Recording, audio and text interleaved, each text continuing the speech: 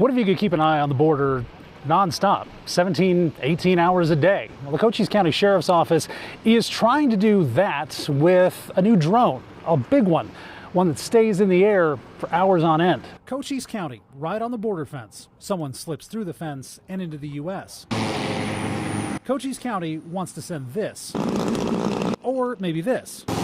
A fleet of drones that can intercept a person on camera, even on infrared, and direct law enforcement to them. Do not attempt to run or hide. If there's an injury, drop medical supplies. And all of this without landing for hours. That's the whole point of this. The Cochise County Sheriff's Office has been working with a company called Dragonfly to build their dream drone. That's why the Outrider is such a huge project.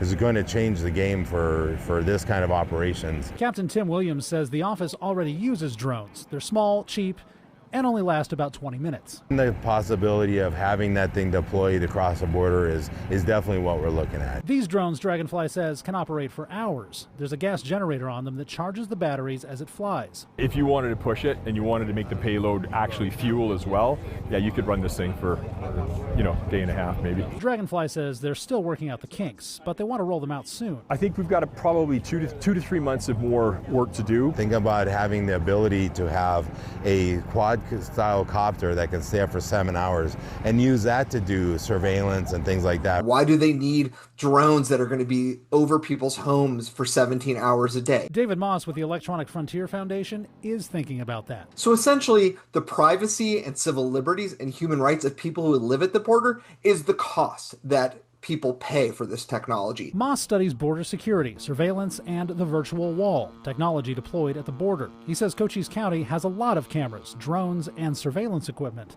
He's not only worried about drones at the border, but also over things like protests and demonstrations. We hear right now that, border crossings are an all-time low, so it kind of makes you wonder why this technology is necessary at this time. It's not zero. It's still happening every day. It's still happening in our high mountains, and it's still happening across the border. And that's why Cochise County says it wants these new drones, but it will cost a lot of money. They don't even have a price for them yet, far more than the consumer drones they use now.